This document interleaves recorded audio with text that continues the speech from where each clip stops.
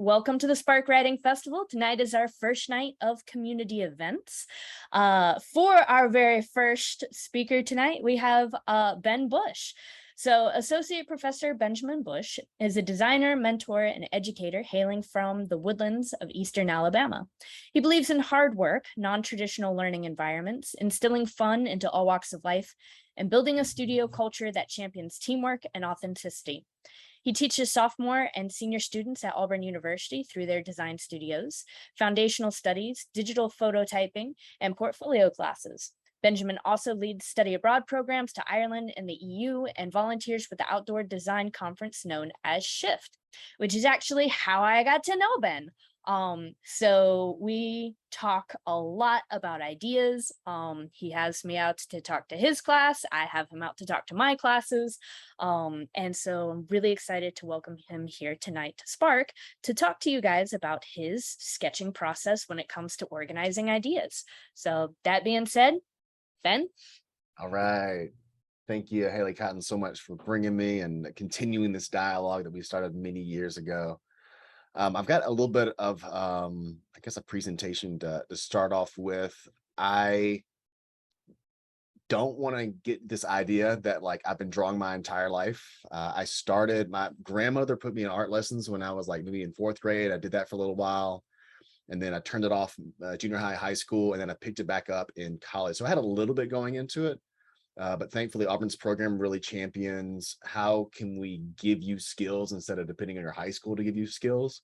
So everything in terms of visualization I picked up as a young adult and have been working on it since. So it's one of those things, don't think that like, oh, Ben has talent. No, talent didn't come. It's been more of a system of working hard on things over a couple of years. And that's where it's not as great, but I like how far it's come. So I'm going to do the whole share screen thing and then jump to the presentation, and then we'll do a little live sketch demo. How about this one? All right, we should be seeing. All right, in the chat function, what is the difference between a craniotomy and a craniectomy? I know Google's at your fingertips.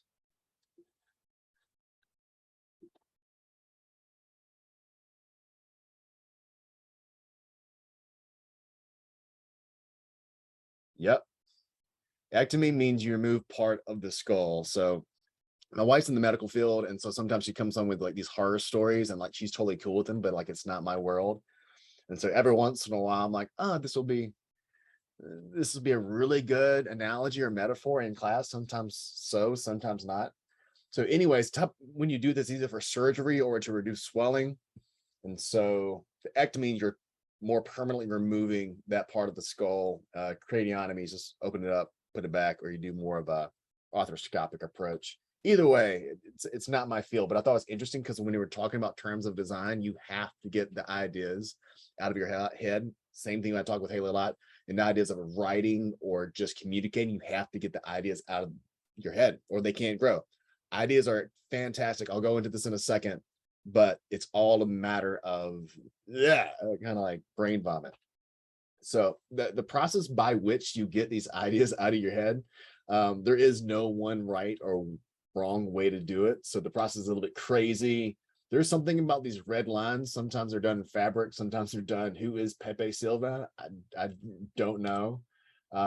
This one's like early 1900s. It's fake. It's not really at all. Maybe it's from an escape room. But something about these red lines always connect the dots. Can't be green. Can't be yellow. Another way of getting thoughts and ideas out of your head. I'm like, where's the ladder? Like, there is no possible way. Like the stuff at the top right in the board, it better be good and better be spell checked because there's no other way you're getting into that content. So neat.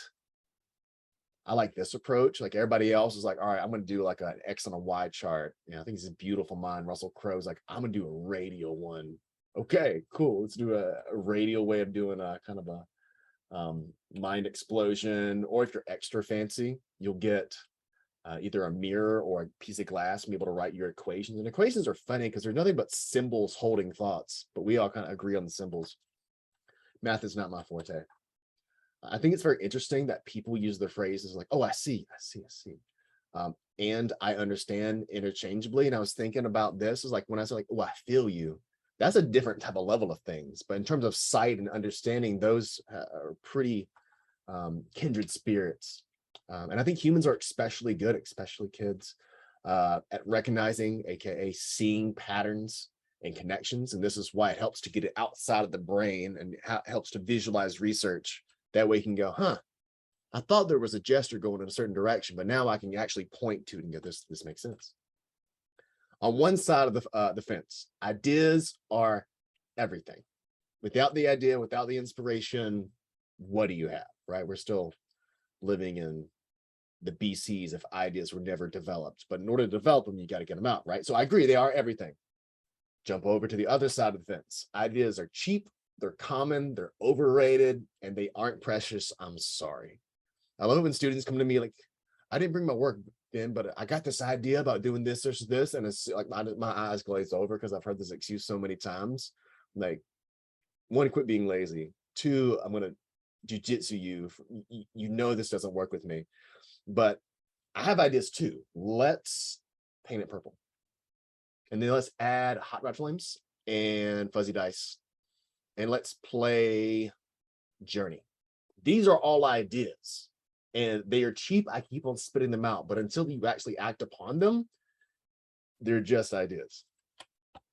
Ideas can sometimes be scary, ugly, and messy. So this was a GE commercial a couple years back, and like every time I think about the idea of ideas, this is what comes to mind. Let me see if I can bounce out and get to show you this. Ideas are scary. They come into this world ugly and messy.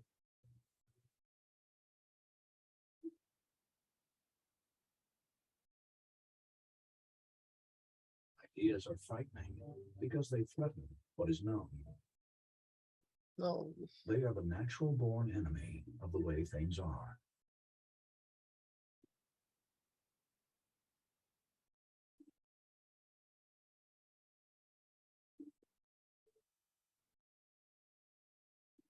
Yes, ideas are scary and messy and fragile.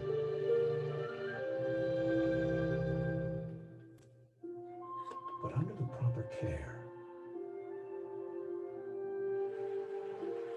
they become something beautiful.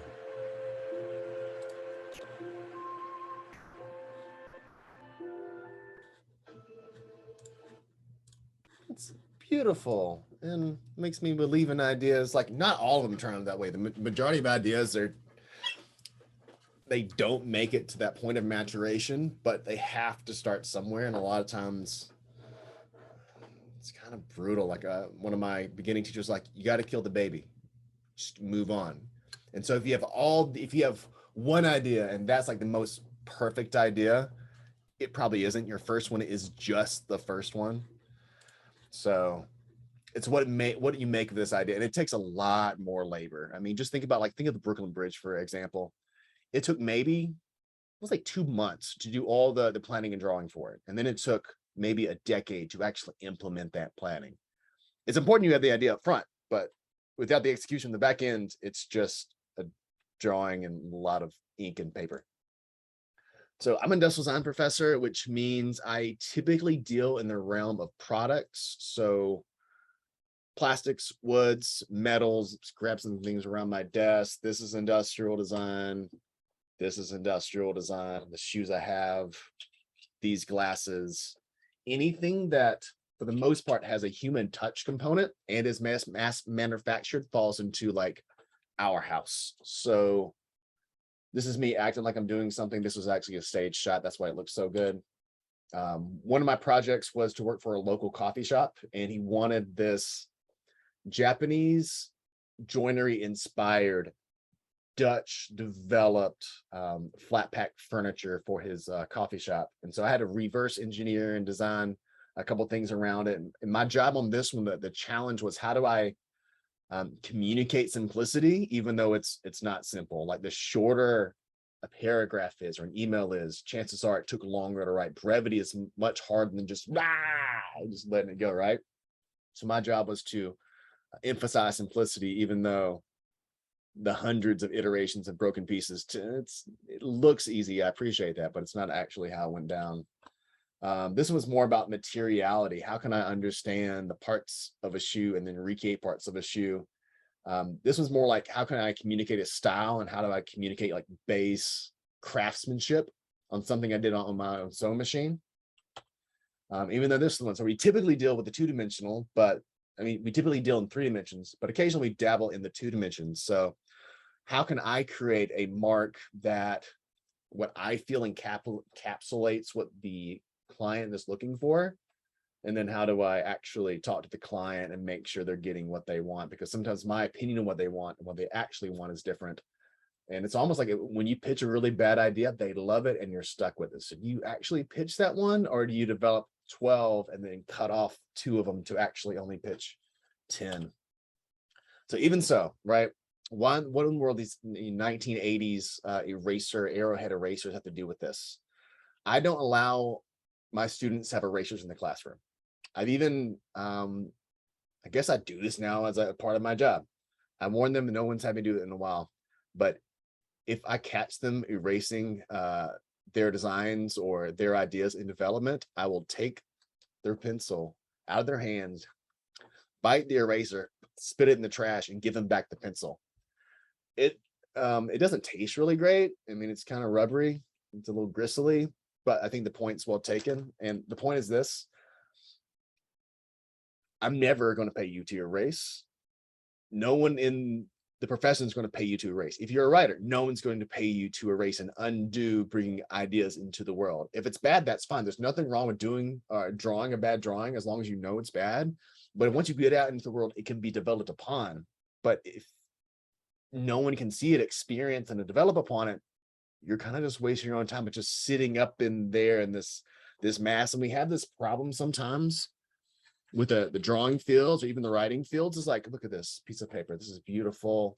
It's maybe 102 pound. It's not quite vellum, but it's a very nice cardstock, right? And what I have to do with these students is, I'm gonna give me your paper. Give me your paper. And I take it and I do this too. I'm like, you're so worried about it being good. There's no drawing on this yet, right? But as soon as I take the perfection out of this, there's this opinion that this is more approachable. I'm like, if you mess up now, it was already messed up. You didn't add to it. You just keep on going. So I have to do this occasionally to get students past whatever mental barrier. And I will say the same is very much true about these beautiful moleskin notebooks. But majority of the time, even the stuff that I throw on social media, like I put it through a vetting process. I'm not willing to show everything. Majority I keep to myself. So the important thing is I get it out in the world. So there's nothing wrong doing wrong sketches or bad sketches. The only bad sketch or bad idea is the one that never got outside of your head. So good design is good communication. Good communication is good design. So regardless if you're working in 3-dimensional media that I work in a lot, or 2-dimensional, or you're writing or communicating, you're a designer as well. How do we communicate the most intuitive and simple way possible? And if it was easy, everybody would do it. Do y'all have these doors? I'm certain you've come in contact with them. It tells me to pull, and I can pull, but what if it's not a pull? What if it's a push? Because I can see the inside of that door. It's not a double pull. I mean, it could be a double pull. I'm looking at that where that weather strip should go. And I believe this 100%. It's a pull, but somebody thought it was a push. And they messed it up enough times where they said, all right, guys, let's put a bit of a verbal signage, which if you're Cantonese in education or Mandarin, it's not going to make sense to you. Just like, Cantonese or Mandarin wouldn't make sense to you if you were over in China or Taiwan. But for the most people, this will solve the problem. What this sign really should say, if I was going to effectively communicate what this 3-dimensional form is communicating to me, is this. This is a pull store. You could pull, you could push. We don't really know. We'll go with pull until it's actually a push. So as long as this idea or sketch or design is in the world, it has a chance. It is good. Let's keep it going. The way I like to describe ideas that didn't pan out, it's like, let's go going for a hike, and Haley Cotton is incredibly famous for going on these stupid, crazy hikes, maybe dangerous hikes to find rural places that no one else has found before. So if I was on the phone and Haley was in North Carolina, I'm like, hey, could you get me to that spot? Be walking and I have a fork in the road and I can either take a left or a right. And if Haley hadn't gone down both roads, the right road and the wrong road, she goes, yeah, it doesn't matter. Take a left or right, doesn't matter. And until I get to the end, then I realize like, oh, it actually does matter. So walking down both of those roads, the right one or the less effective one, less accessible one, they're both important because going down that wrong road tells you I went down there and it didn't work out for these reasons. It helps to reinforce you're more right. So let's go look at some of my sketch noting. I guess it's only within the last, I guess, 18, maybe even 24 months within the design disciplines that this has become accepted as an academic form. Before this, it was like, yeah, we sketch, but now I can publish a paper. I'll show you one that I worked on with some colleagues. By doing this, how do I visualize in text, in form, in sign, in typography, and in gesture? That just became a new thing, so I'm pretty excited about it. All right, your cameras are going to go crazy. I'm going to quit sharing this guy and switch over to camera number 2, and it's going to throw you over to my wall. Whoa! Yes, those are Lego minifigs, and I like them a lot. All right, so welcome to desk number 2. We're going to take a little walk through history. This is roughly 8 years of notes. They're not all sketch noting. Sometimes it's just sketches. Sometimes it's working through a client. Sometimes it's extracurricular. So I got a couple of these notes. I want to show you where I came from. I've got a tree that withers. We go over some mountains. We've got a slightly 3-dimensional arrow. Move truth mountain. I'm not really even sure. The Holy Spirit here. A lot of text, little boxes over here. So this is the very beginning, and like I do think I get better than this, but I was still trying to figure out what does this style look like. Haley asked me before we started talking, what was the impetus for doing this type of sketch noting or drawing? And it's a very secular reason. I just know if you don't practice your sketching skills, just like your public oration, public speaking skills regularly, they get a bit rusty. So it was a good excuse for me to practice my skills. It was also a really good idea because I'm a visual person. And so sitting down for 30 minutes and just hearing talking isn't as engaging as I want it to be. So how could I be more mentally engaged, and how can I take something that is rather abstract and try to make it visual or at least more concrete? So flaming heart, God, pieces of things. What's interesting about doing this for my brain, this stuff sticks a lot more concretely than maybe just written notes. And written notes are better than just listening unless you have like a photographic memory. So what do tacos have to do with anything? I'm not really sure. He is supreme. A lot of my stuff is going to be more faith-based, just because like when I'm at church, this is what happened. But if I go to a conference, this is the same thing that happens. So it's an outlet that I have frequently. What's happened on here? The veil was unveiled. We're going left to right. Something's 4 inches thick. Oh, they're talking about the wall in Jerusalem, or the veil that protects the holiest of holies. I like this stuff because it was 60 feet tall, 30 feet wide. Let me think. No, 30 feet wide, 4 inches thick, 60 feet in width, weighed about 3 tons. Maybe it was felt. I'm not 100% sure. So this is where we started in terms of visual acuity. Let's jump into our next guy. If y'all have any questions, you can just turn on your microphones or text it in the chat function. Let's see. Different preacher. I started this type of naming convention because I realized I'm going to do a lot of these. That way, at least I know how to start off. Trust a little, trust as much. Cool. Prodigal bought back in, check mark. Let's see what's here. If you're distrustful with a little, you're distrustful with much. This is coming from probably Matthew. We got our 2 fishes. What type of fish? I'm not really sure. I'm always doing French baguettes. Maybe they're easy to draw. What's going on here? This is some type of mechanism. Oh, I got a hold of a purple marker on this one. This is a purple pen. Head coverings folded. Don't remember. Looks like we have a thief taking some type of rug. Looks like butt because of head covering. Probably not. I'd have to go back and see what I meant in that moment. Jesus and Mary and Sarah, maybe saying Ramoni, your teacher. Jesus is proactive, not reactive. They're going somewhere. Where they're going forwards. All right, last one from this one.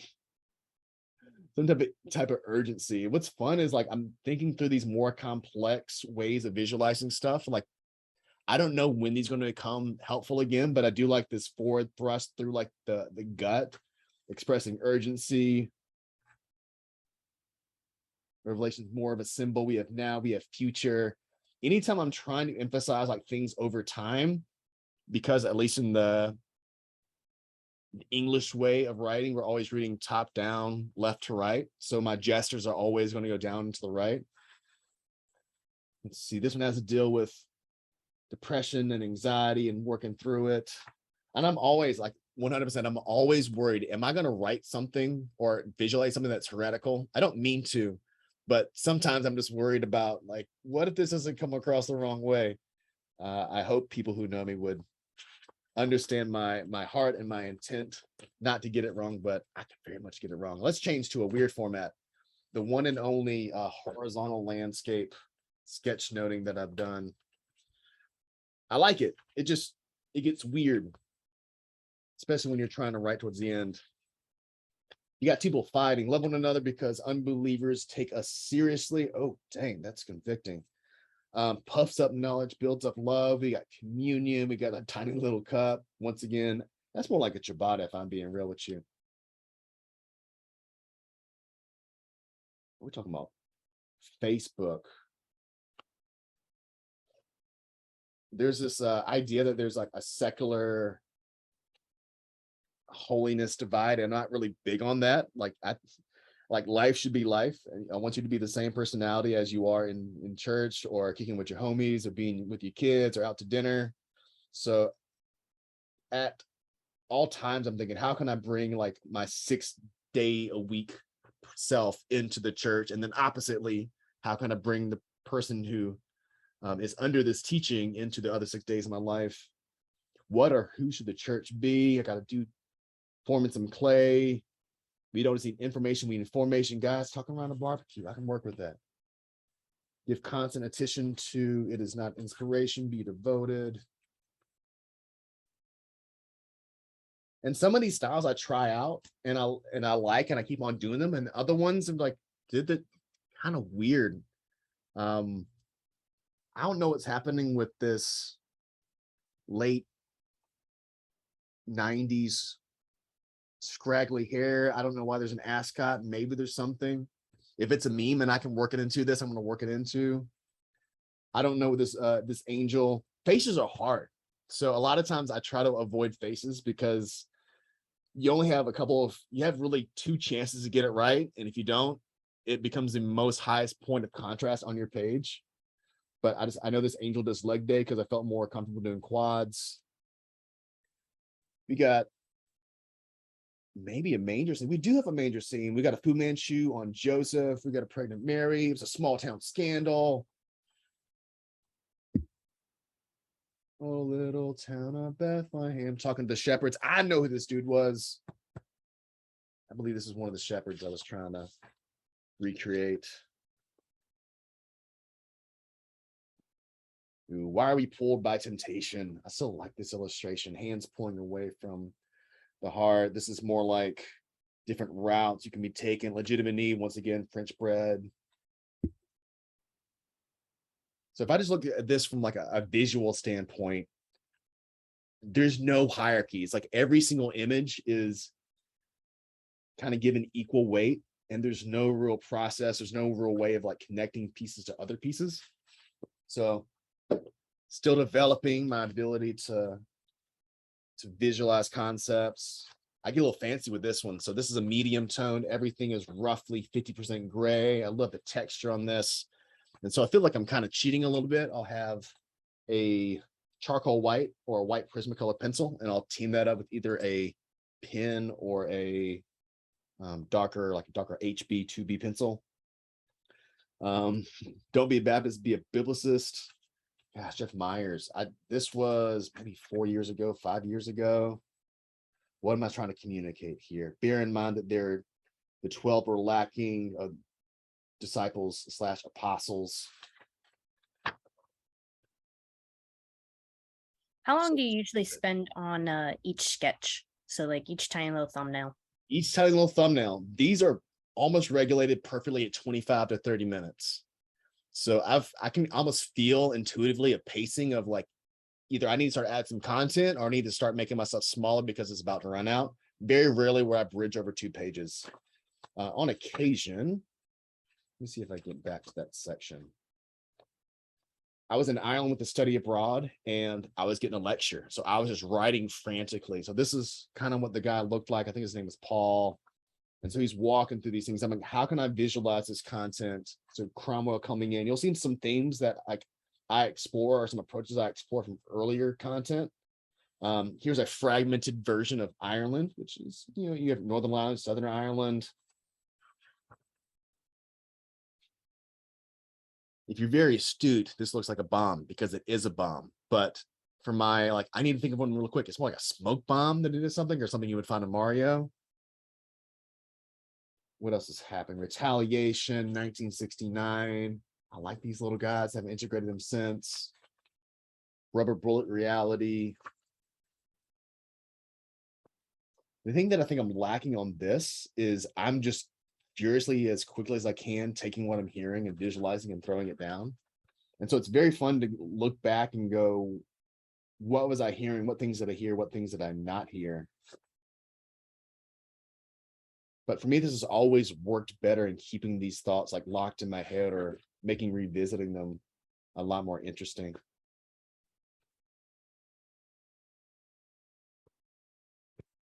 So that gets me almost into the Auburn chapter, which is like the more last 4 or 5. Here we go. I'm going to cover this up. It's from the Gospels. So who are these 2 people and where are they at?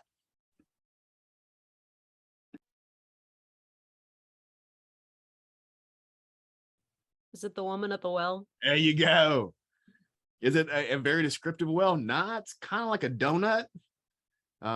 There's no way to actually kind of put that bucket down there and reel it back up, but it communicates. And so that's where I've found the sweet spot, I guess, later in doing this, is how can I quickly and effectively communicate something. This one, we got someone laying on a mat. Might be the paralytic. Do you want to be healed? Look at this. Look at this gorgeous beard I explored with this one. I'll go into like how I do faces. This is maybe the first and last time I do a profile view. We got a carpenter. He's holding up a giant mallet. I do have a consistent theme for both Paul and Jesus. They have their own little looks because I had them built in. So Jesus, you're typically going to get a full beard, and he's got the halo on top. And then maybe Paul's the one who rocks the Fu Manchu. But I just started really enjoying these a lot more.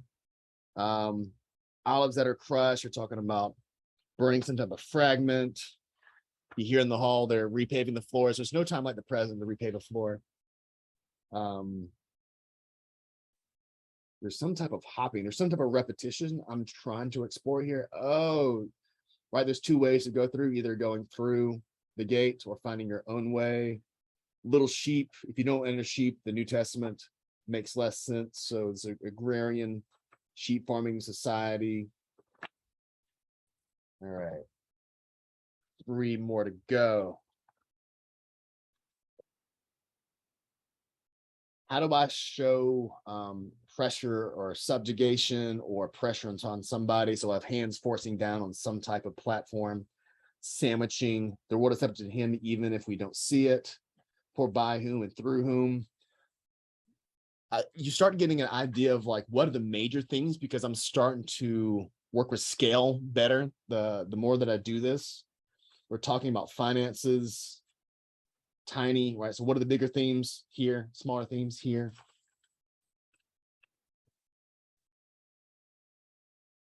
Ooh, we have a top-down plan view, what I believe is the Holies of Holies, which I could cross-reference all the way back to the veil being torn earlier on. Old Testament, Jesus is better, Jesus is faithful, where are we at now?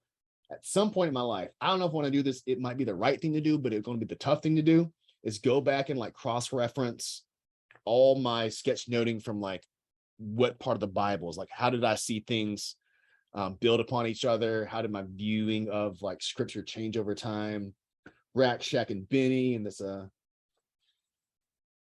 furnace. This is kind of a mess up. I drew the boxes. I'm like, I can't fit the letters in there. It's a reality. I think these are done. This is where I'm doing a lot of visualizations, a lot of like things that are working into each other, a lot of symbolism. We got our smartiness and we have our action. We got a sheep that gone astray. He doesn't know when I get home, and he can't sleep till he gets home.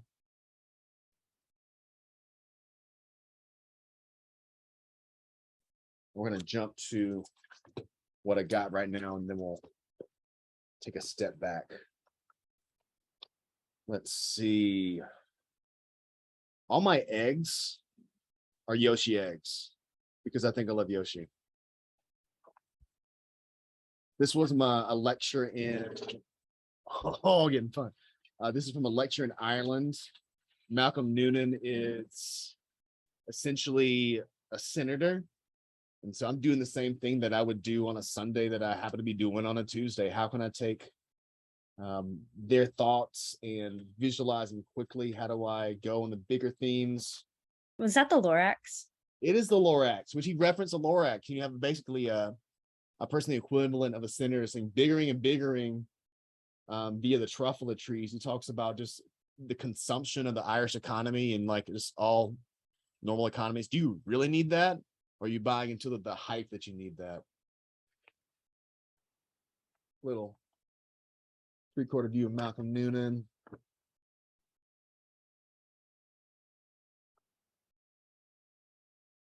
Here I am using the theme of repetition, things that are growing, money on a platter.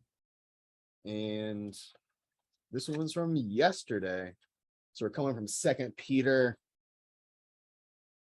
Talking about false teachers, which I'm going through Jude in the personal Bible study with my group. I'm like, yo, there's a bunch of parallels. And then 5 minutes after, he's like, hey, there's a bunch of parallels between 2 Peter 2 and Jude. I'm like, no way. I'm especially digging like this wolf in sheep's clothes. He looks a little bit derpy, but I enjoy derpy to a certain extent. Where the eyes lead, the heart will follow. So that's been like my visualization process. I'm going to go back into share screen.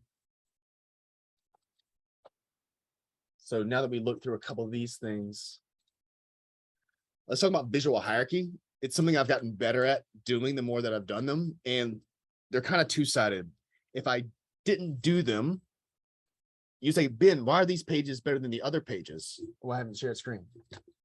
All right, help me figure out. Are y'all saying you will read this first? And give a little gentle nod. All right, good. We're looking at the right thing. So visual hierarchy, it's either like you would naturally come up upon it and you're like, why does this look better? Or you learn the design foundations and you go, well, these things are kind of baked into good design.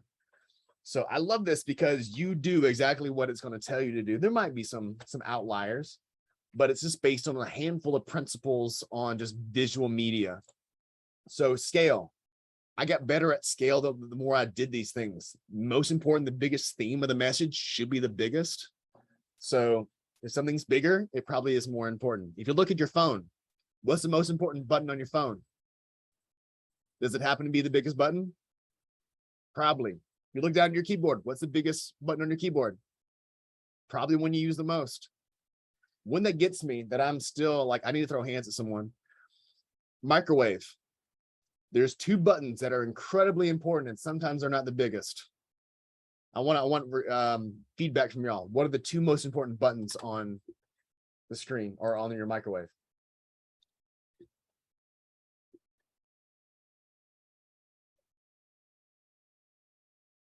I would say it's funny how that start and add 30 seconds are usually duplicated. I agree with you. Popcorn. Oh my gosh. Stop. Okay. I submit that the start button is the most important button, right? If your 9 stop working tomorrow, are you going to be okay? You can work around it. Instead of 18 seconds, or instead of 19 seconds, 18 seconds. You can work around that. 1's pretty important. You could loop it. You're like, all right, so I lost my 65 seconds, right? There's ways to work around that. But if your start button isn't working, what you going to do? So I submit that's probably the most important one. The second one is the open the door button. Pretty important. You lock your food inside. Based upon scale, which I know to be a very important piece of design foundation information, there's visual design hierarchy, is look at your microwave. If those 2 buttons aren't the biggest, it's not a good design in my vernacular. Sometimes you just get your house and you're going to choose it, but I throw hands. Next one, color. I typically don't get to work with color because I have 1 pen and 1 notebook. It is fun to play with, and I can use a small amount of pop color to do a lot of things. I know a little bit of color can bring a lot of proximity or a priority something. You look at basic shoes, a lot of men's shoes. They're pretty bland, white, gray, black, everything in between. However, they will explore a small pop color. Contrast. You'll see me do a lot of contrast. How do I make this part jump with the page? How do I make this one be a bit more subtle? I'm just going to spend more time on it. Double line, 3 lines, drop shadow. By increasing contrast, it says, hey, I'm more important. Why? Probably because you spent more time on me. Alignment and proximity. So alignment, when I do like little pieces of repetition, I have to do them in equal spacing. If not, they look kind of disjointed. And then proximity, if I'm throwing a text box next to an image, I can't disassociate, right? This part can't go to that part. If they're next to each other, they should be belonging to one another. So just like those design hierarchy things, apply them to any visual thing. And I would dare say like apply it to the written medium as well. They're good foundations and they're going to work. I'm borrowing it. This is a friend of mine. He's a manager at a delicious restaurant called Bow and Arrow. He got his undergrad in art at Auburn, but his style is totally different. And I love seeing his work. It's totally unlike mine. We never actually sit beside each other when we're drawing these things. So we really can't steal from each other. But I love how the same person can hear, the different person can hear the same message and infer different things about them, put different emphasis. But I love how his is so different. And every once in a while, I'll find somebody else who does a sketch noting, like, you're a rebel too. Did you get in trouble for this when you were growing up? Yeah, me too. His fish are more like mackerel and mine are, I don't know. We need to talk about our lows. He does bang with the ciabatta just like I do with my French bread. This is another medium that I'm starting to explore. So a lot of times I have 25, 30 minutes, 1 pen, working through it. Other times, people ask me if I can visualize. So this is more of a current philosophy of sketchnoting, where I'm trying to communicate something in text, but also through imagery. This is where I was trying to emphasize what are some of the pillar core beliefs of our church. And so that was the before. This is the after. Needed to punch. Actually, the text wasn't done on this one. That's why I never went back and did it in really nice script. And then this one's also not done. But some of the script is like, okay, this is pulling from Acts. So I know for sure these pieces are going to be there. Text is hard, especially with a hand-drawn or a written script. So let's jump over to my other camera. Any questions, any thoughts you want to talk about? I'd rather this be informal than more formal. But I want to give you a couple of the tools that I use in my drawings are my sketchnoting. So we'll jump over cameras. All right, back, share screen. Everybody see my hand wiggling? Perfect. Okay. So there's a couple of things that I like doing. One is like a different selection of bullet points. I'll do bullet points and then I'll talk about drawing mediums that I like. This one I'm borrowing from my 4th year professor named Rich Britnell. Anytime I'm fixing to start a header, so this would be French bread.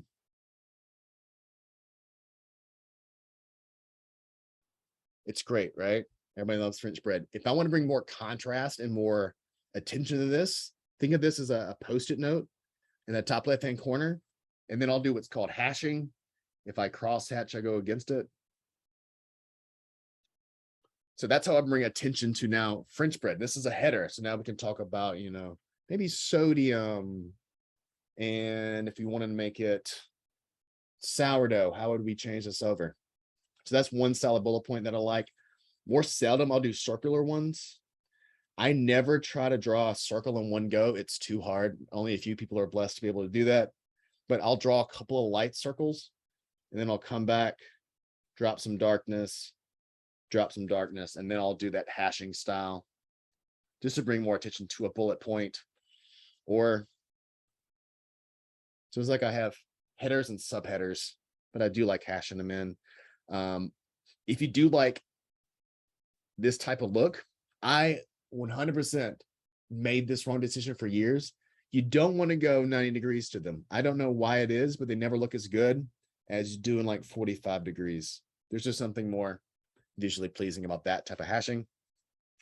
Different types of text. You'll see me do this. Before I go into different types of text, let's talk about drawing utensils. These are my loves. I love ballpoint pens, especially cheap ones you can find anywhere. The reason why I love this one so much is because I can mess up really bad, really quick, and you can't tell. Let's just grab another piece of paper for fun.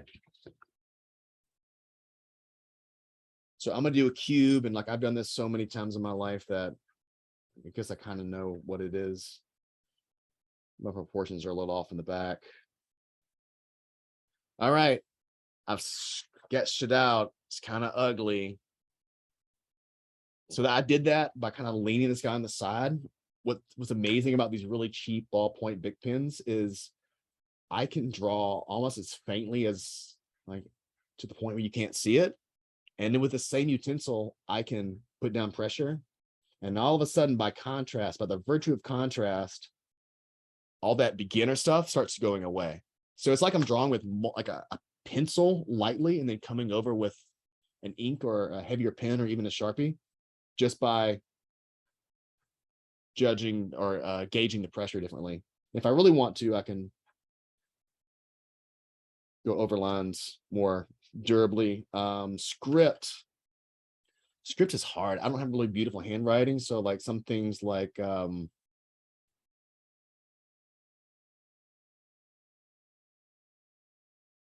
I'll go over it and then I'll think, all right, if I had kind of a script or like a flare tip pen, do I have any flare tips I could show? Yeah. If I had this guy, you see how this guy has a bit of a flare to it? I could write the word avarice. It's fun to say really mean things really politely or really beautifully. You see how like part of this flares? I can do the same thing and I just kind of know what's going to be wide and what's going to be thinner. So we'll do it with the E, right? The E kind of flares out. And we can flare out again. And then I can use cross hatching in the text. Sometimes if I have like limited space, I'll just block letter it. So this will be fun. I need 4 letters. Not purely equally spaced. We're going to write the word poop.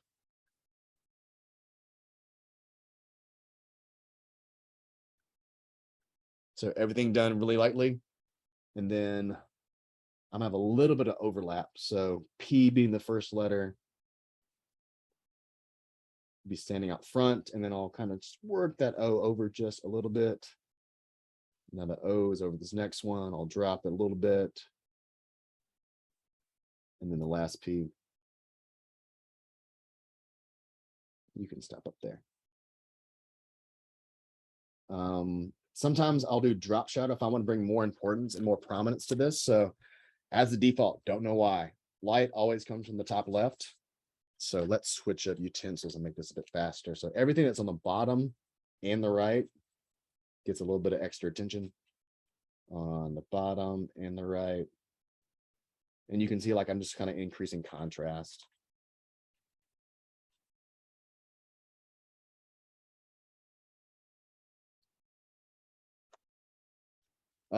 Sometimes I'm like, ooh, I wrote something, but I need to add more emphasis to it. So if I want to say, what's another fun word? Smoke. Right? Notice uppercase has a little bit more prominence than lowercase. But if I want to add more pop to this, all of a sudden, somebody printed me out a billboard and it says smoke on it. Or I can do like an arrow. Would be fun to put on my arrow.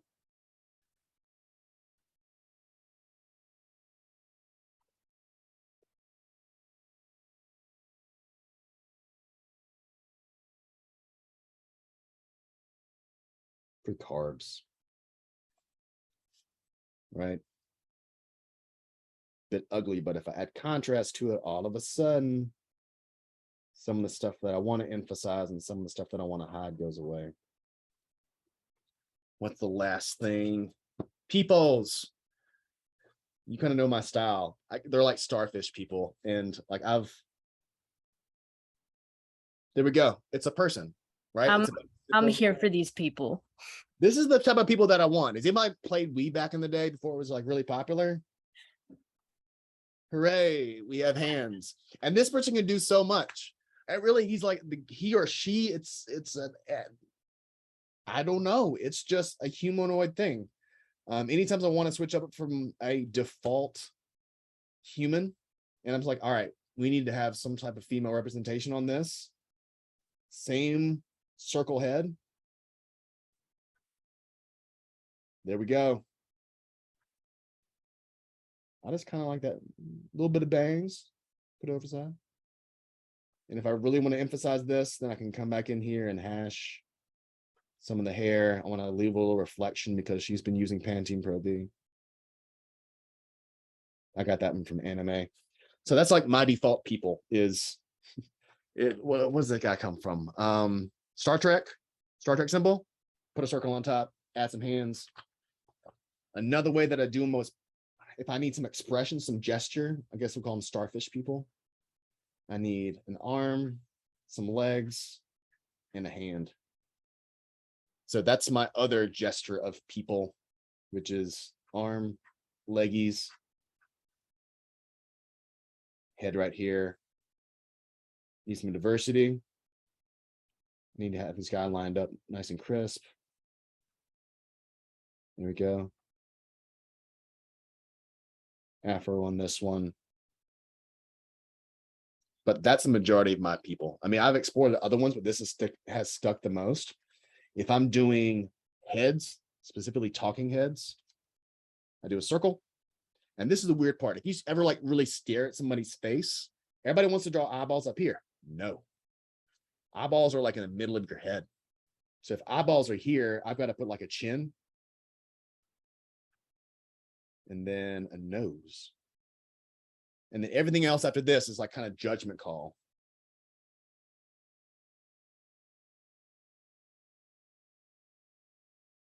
And if I'm like, I don't want to give them like no lips and I don't want to give them no chin, you could just skip both. Guy's got a beard.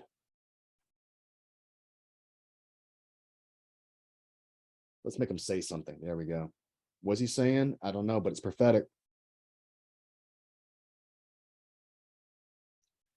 Speech bubbles. How many people have iPhones? Most people. I do the same thing. So speech bubble, round, connect them. What would he say? I don't know.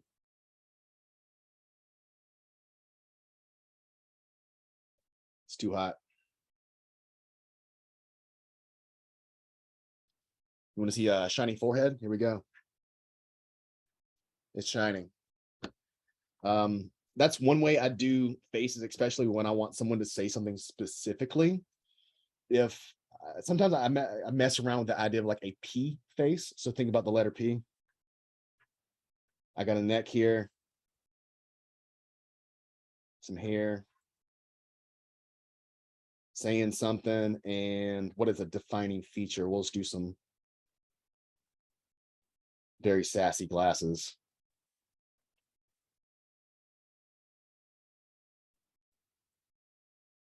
Man, this is like Miami Vice. I got really out of control really fast.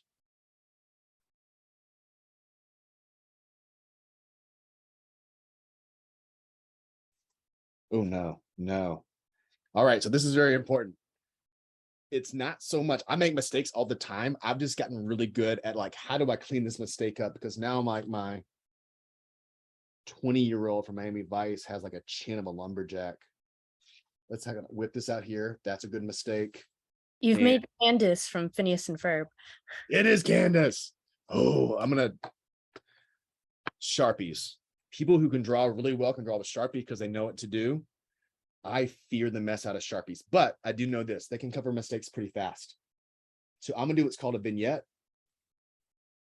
If I didn't have a Sharpie, I would do what I call a weave or a twill pattern. And like, if I'm just like listening, I'll start doing this pattern and it looks almost like brush strokes. The only goal is you don't want to go parallel with a previous line. So I can make a kind of filled pattern just by making a pattern. But here, because I have the Sharpie, I'm going to go right up against the area that I messed up.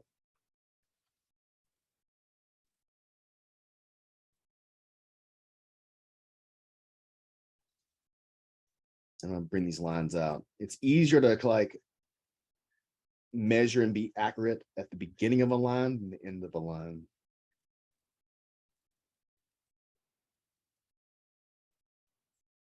Right, now we got that beautiful chin line back.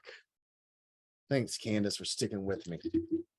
All right, the last thing I wanted to show you is this platform for like a giant brain dump that I've worked with multiple studios and now with friends of mine. All right, we did this thing called Shift Camp, and I wanted to quickly and effectively communicate. Let's see. Let me make sure you're seeing my right screen. Coming back in. Here we go, screen 2. All right, so this is a giant brain dump. It's a software called Miro. There's one called Mural. I've never messed with it, but I've heard it's very similar. And what I was able to do was drop the entire vision of what do we want to do over the course of this 2.5, 3 days and say, Dr. Cotton, this is where we're at. Makes sense to me. These are all the metaphors that I'm working with. So how do I take the distillation process of whiskey and the theme of slow roasted and build content out of it? So for me, this is one of my favorite ways of like, this is everything that I'm thinking about. It has these really cool little drag lines. So idea, what if we plug it in here? That was a terrible idea. Let's take this little guy and move it out so we can move it again. It's really good for working collaboratively. This became a huge tool for me out of the pandemic because I can only have, I think 12 students. No, I can only have 8 students in my room at the same time. And I needed 12 to be on the same page. So we all uploaded to the site that way. I could say, hey, look at that idea, leave a comment. And so it's always this constant white board in front of your face that you connect and build out content with. Hey, good. This was Haley Cotton put her in on the first day. But like this was paramount in us figuring out how in the world do we all fit into the system. This is more of a professional paper. This goes back to the sketchnoting things. This is me taking research and visualizing it, right? Reading down left to right, what things are different, what things are similar, trying to frame them in consistently. And then the hardest part, my thought was, how can I make my style and your style vibe with one another? That was the most challenging part. But this is becoming more of a norm of, yeah, this communicates as well, maybe even better information in a more entertaining way. So that's cool. And then a bonus one, I was like, all right, I've got 30 kids, high school summer camp, high school kids. How do I get them interested in design? And so I made them all these little desks. So these frames represent a desk in the classroom. They downloaded the app and they said, all right, I want you to start developing a logo, but in order to start developing a logo, it helps to have some beginning imagery. So drop your stuff on this board, we'll print it out, get it to your desk. So I'm still finding out ways that this is really helpful in a group setting and a team setting. And it's a giant brain dump. And then someone can come back behind you, go, all right, did you mean to do this, or what's the connection here? And so it's just been a really good tool for me to use. I want to show it to you. So we'll throw this back to my face and talk for a bit.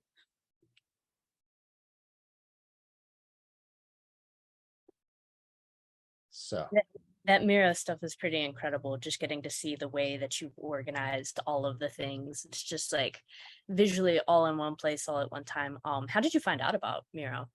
I'm not even sure at this point. I think somebody might have shared it with me. Everyone was like separated because of COVID. And I'm like, I need everyone to be on the same page. And if I had 8 students post their thoughts in class on the wall physically, the next group would come in and go, what were they talking about? I go, I don't remember. I'm talking to 8 people and trying to keep their thoughts and my thoughts. So it was the only way I could have everyone on the same page at the same time. And it was clutch, and I just kept on using it. That's great. Do people have questions? You can unmute. You can utilize the chat box if you want to, or turn on your cameras, whatever. Then now's your time to shine and jump in.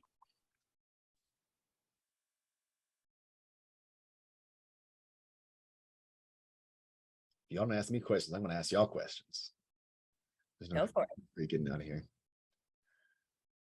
So this idea of brain dump it's just a reality, right? You have to get the ideas out. So when you're trying to just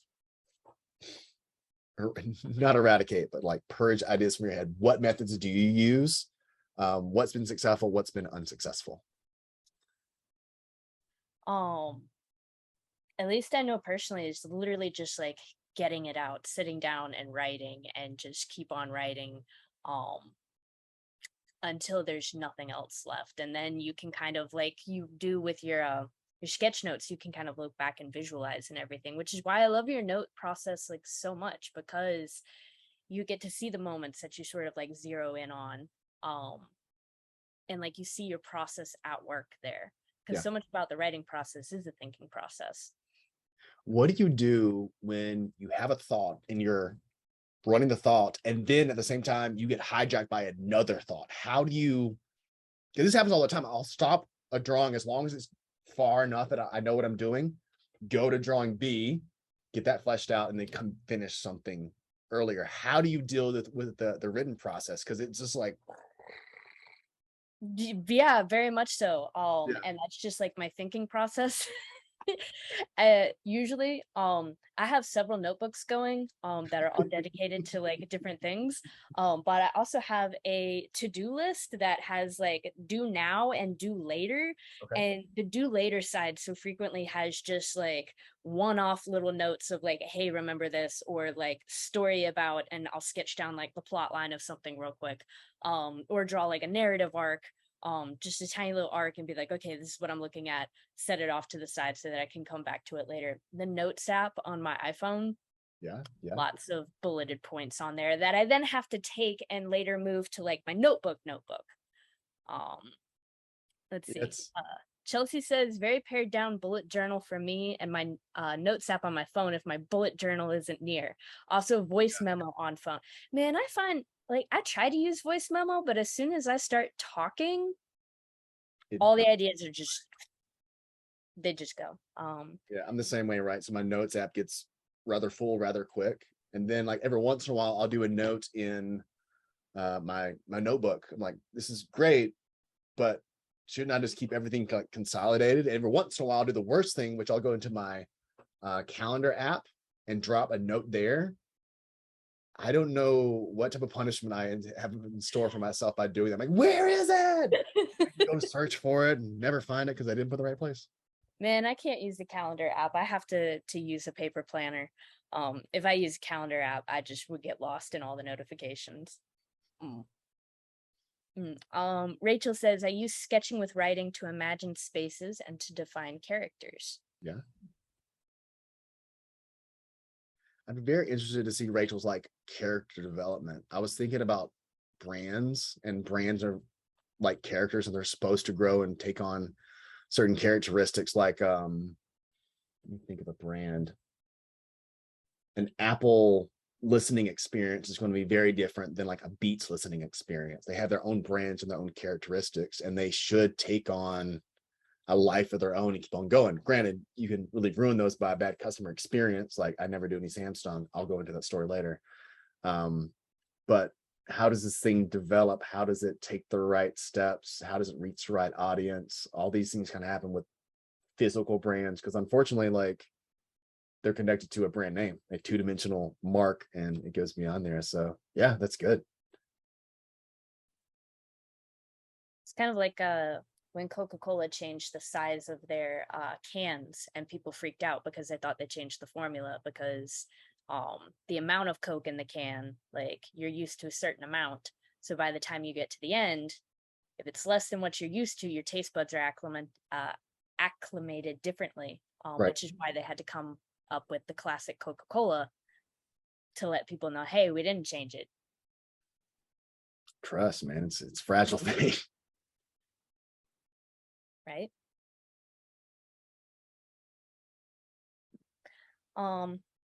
Any other notes or sketches you guys wanted to see? I loved getting to see the little people in action.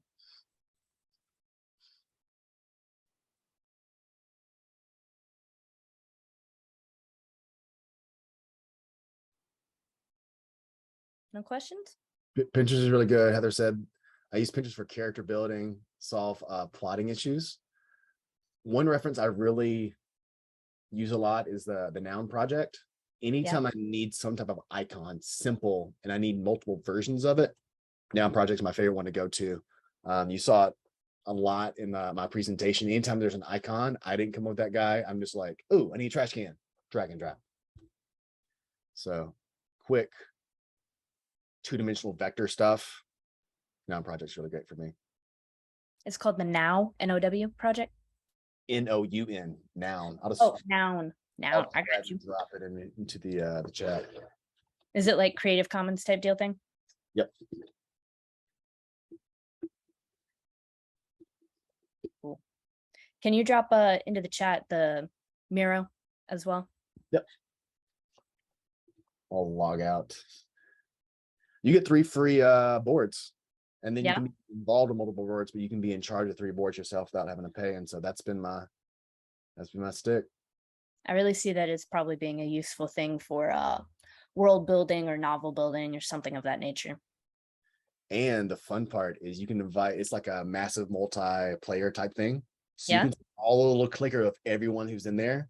So when you get a class of 25 just kind of hovering and dragging and dropping, it'll eat your computer battery like from the bottom up, because it's syncing every single time, but it is fun to watch. I love it. Great. Well, thank you so much for sharing your time with us tonight and showing us all your sketches and all your brain dumps and everything. Love to get to see you in action as always. So thank you very much for coming out for us. Of course. Thank y'all so much for the insightful questions and for listening to what I had to talk about. All right, great. Thanks, guys. Don't forget, we have Spark again tomorrow night, 7 p.m. Same link that you used to log on tonight. Well, you can use to log on tomorrow. So really glad to have y'all and hope to see you again tomorrow night.